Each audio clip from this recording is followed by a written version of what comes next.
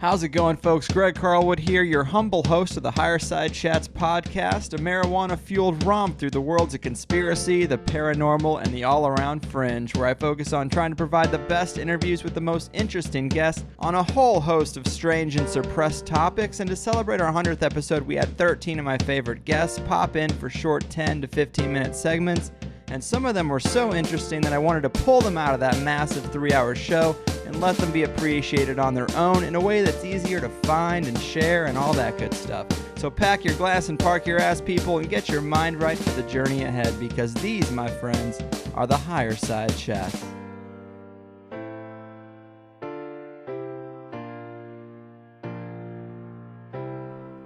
All right, guys, Freeman Fly is here, making an appearance on the Big THC special. You might remember Freeman from episode 78, Satanic Celebrity Rituals, Disney, and Aleister Crowley, one of my favorite researchers.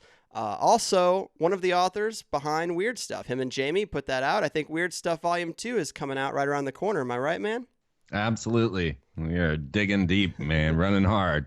Very cool. So, yeah, I really wanted to talk to you about something we didn't get to touch on when you were here last, but it's a fascinating thread of research, and that's this idea that Obama might actually be a clone of the Egyptian pharaoh Akhenaten. I know that you've been looking into this possibility for a long time, but it's pretty far out, man. I mean, what's the evidence for this?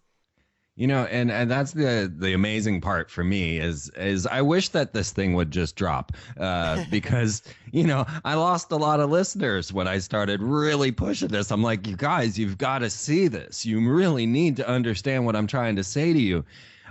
Realize that, yes, it's been 6 years that I've been talking about this. And I put together the artwork of Barack and cut the Obama face and the Akhenaten face in half, and they were an exact match. Found Queen T, which would be Akhenaten's mother, and she was an exact match for Michelle. I mean, when I saw the picture of Queen T, I was blown away because I didn't know I was going to find this, you know? And when you see a picture of Queen T, you'll see what I mean. She's identical. I mean, she is Michelle Obama, but this would make Michelle Barack's mother. Right, yeah. So then when we started getting a little deeper and Jamie looks over at me and she says, you're not going to believe this, but, you know, Akhenaten is always shown with his 2 daughters. And I'm like, oh, you're so right. So, you know, we just went and got the pictures of the 2 daughters and, oh, my God, they're Malaya and Sasha. So now I'm freaking out. I'm like, but I have no evidence, you know, because one thing, the KV-55 mummy mystery, look into it. For 100 plus years, Akhenaten's body has been denied. They had found a mummy in this tomb they call the Kings Valley 55. And the issue was that all of Akhenaten's cartouches and names have been scratched ritually from the walls, so that no sign of him was left. Weird. And then the tomb was resealed. It was desecrated and resealed without anything being stolen. You know, Queen T's toilet was still there. Malaya and Sasha's parts were still there. Everything, or, you know, his daughters. Yeah. Everything was still there. So they had desecrated Akhenaten's tomb and then resealed it. And so for 100 plus years, this has been an archaeological mystery. Was it Akhenaten or wasn't it? When the archaeologist sent the mummy to a doctor, well, he first had a doctor come in to the tomb, and the doctor said, well, this is a woman, because the hips were so wide. Then he sent parts of the mummy out to a doctor, and he looked into it and said, well, no, this is a man. So this whole problem of deciding whether that was actually Akhenaten's mummy arose right from the beginning. And there was a debate that ran. Now, Akhenaten was always described as having these weird big hips and looking like some, well, people say he had Marfan's syndrome, which doesn't fit the bill because he was a very articulate poet and a very amazing statesman, to the point that the secret societies still revere him to this day. So the Rosicrucians have a shrine to Akhenaten. Every Freemasonic Grand Lodge has a shrine to Akhenaten. The 33rd degree Mason, Manly P. Hall, was saying that Akhenaten was born 2,000 years too soon. So he is their man. Well, as I started to put this all out to the world and say, look, I believe these people are clones. Why? Because there are 4 faces that I have put together of a single family in Egypt 3,500 years ago and the single first family of now. And they all match exactly. That is a physical impossibility. If you could come up with a better explanation than cloning, I would love to hear it. Now, let me just say that I was putting all of this out before they had announced that they actually had Akhenaten's DNA.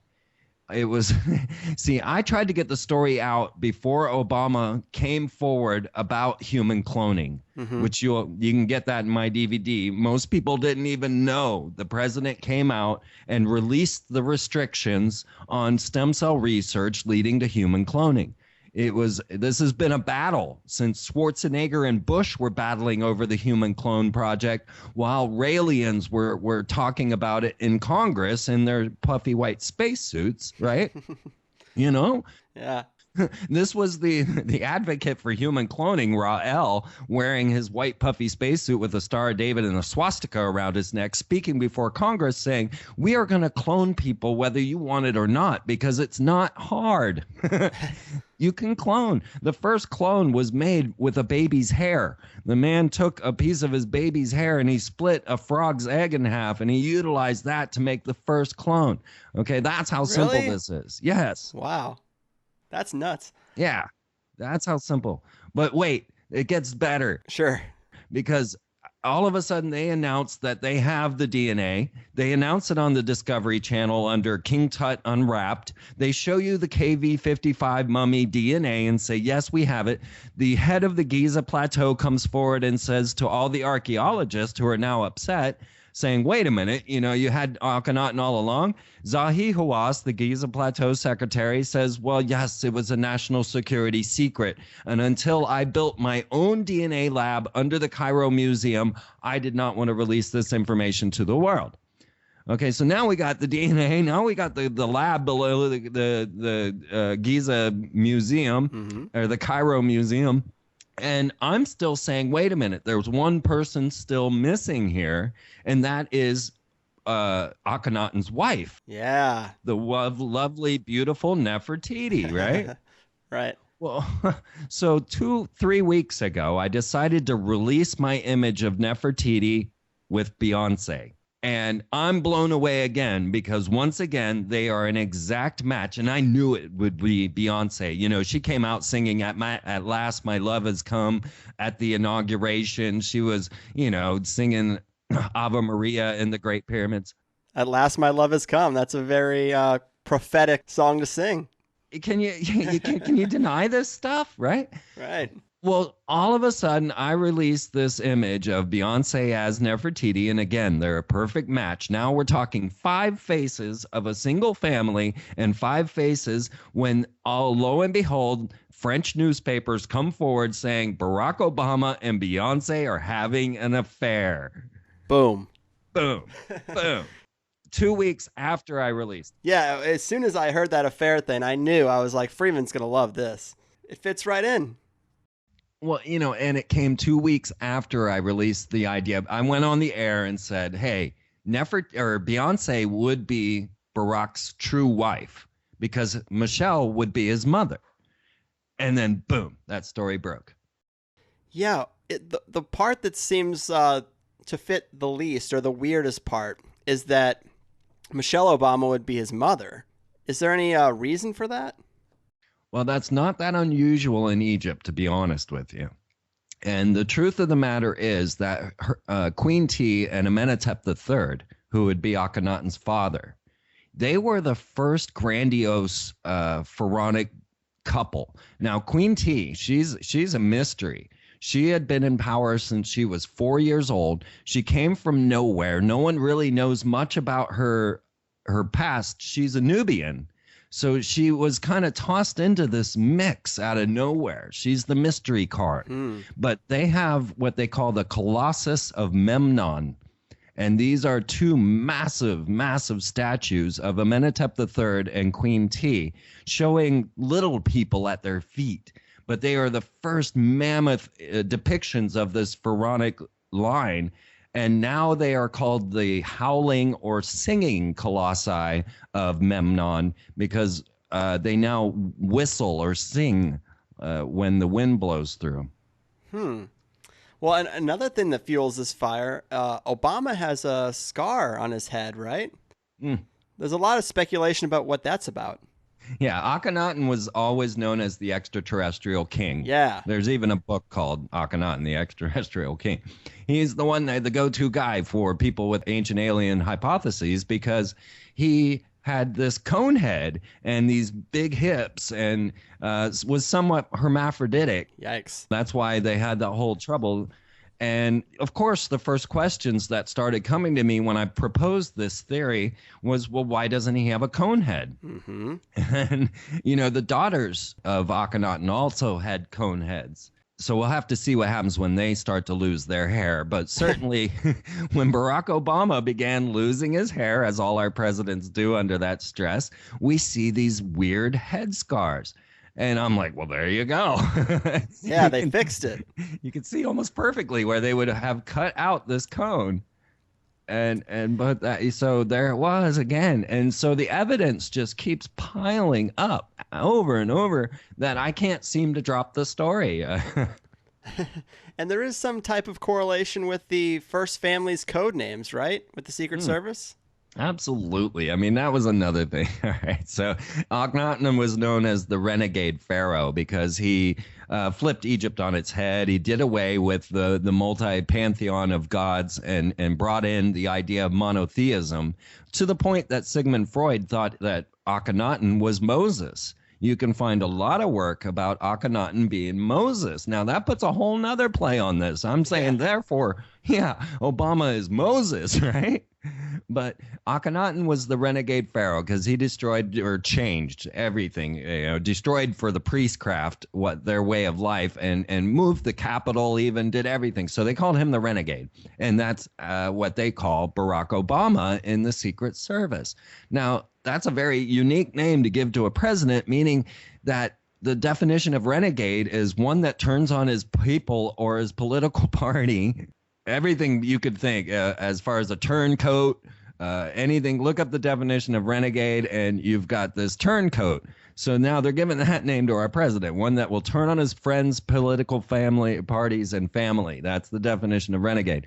And then Michelle, she was given the name Renaissance. Now this means rebirth, brought back to life. True. So we got that in there. And then when you see the picture of Akhenaten with Nefertiti and the two daughters with cone heads, there's two other things in the picture. And that is the rays of the sun god coming down, the Aten, and that was the rays of the sun with the daughters holding up the rosebuds to the rays. And of course, Malaya and Sasha's Secret Service names are Radiance for the rays of the sun and Rosebud. Damn. It fits. I mean, you can't make this stuff up. Yeah, it's creepy stuff though, man. I mean, I wonder what the motivation is behind that, just to do it. I mean, I know that behind the scenes, all these high-level elites, they worship all this ancient stuff. So maybe it just has to do with that. But if Akhenaten really was some type of extraterrestrial, I mean, they could be tapping into an ET bloodline. Yeah, exactly. I mean, like I say, they venerate this man hugely to the point that every Masonic Grand Lodge has a temple to Akhenaten, and very interesting extraterrestrial connections as well. So within the Philadelphia Lodge, which would be Benjamin Franklin's lodge, which he was then disallowed to enter after he left for France and joined the Hell's Fire Club, but that's the way our presidents roll. But within the Philadelphia Lodge, I walk into the Akhenaten room, the grand ball Egyptian room they have there, and I immediately see that in each of the corners of the room is the blazing star of Freemasonry. Now, the blazing star of Freemasonry is the star Sirius, and they are very into Sirius, and they're very serious about Sirius. But in the middle of the ceiling in the Akhenaten room, there was also the Dogon, this tribe from Mali, Africa, that claims that they had been contacted by a fish race from Sirius, and they were given a symbol to depict Sirius, and that symbol is in the ceiling of the Akhenaten room in the Grand Lodge of Freemasonry in Philadelphia as well, surrounded by the blazing stars, which equate to Sirius as well. Man, it all kind of fits together, man. It would be such a crazy revelation that the whole first family is Egyptian clones, but you're putting those pieces together, man, and the picture is getting more clear. And the truth would be that the Freemasonic order would actually be an extraterrestrial secret society that has contacts and roots that go all the way back to this ancient contact. Wow. Icing on the cake. Yeah. Damn. Well, man, I know this is just a quick spot. I really appreciate you coming on. You never fail to bring your A game. Thanks for being part of the 100th episode THC special. Always a pleasure. Before I let you go, I know Weird Stuff 2 is coming out. We mentioned that. You want to give the people a little bit of information on what that's going to contain and when it might actually be releasing? Certainly. And thank you, Greg, man. THC is a great thing. I'm really honored to be a part of your 100th episode. So thank you for that. Oh, too kind. You know, everything is at freemantv.com. So if you want to check all of this stuff out, it's all right there. Weird Stuff Part 2 is going to get a bit darker, y'all. You know, we're into the belly of the beast at this point as the trilogy goes. And this one is getting into trauma-based mind control and the social effects of trauma-based mind control. It gets to the lighter side as well, showing that humanity is actually good, that it requires trauma-based mind control to get the human to kill. So this is something that we cover very deeply, showing that humanity is not a killer race and that it actually requires great effort to make us into killers. So this will be the big part. And I'll tell you, we shared it with trauma-based mind control victim Kathy O'Brien, who was abused by Dick Cheney. Yeah. And she said it was the best, most concise version of trauma-based mind control that she had ever seen. Now, she is not allowed to say anything publicly about it, and I hope I don't get her in trouble for her giving me this comment, but she thought, you know, it was one of the best things she had ever read on the topic. So that's pretty good. Yeah, that's a huge endorsement. All right. Well, thanks again, man. You're a champion of the cause to inject wonder back into the world. I love your research. And I don't even know what the hell to believe anymore, man. But you're the best. Good. Thank you. Take care.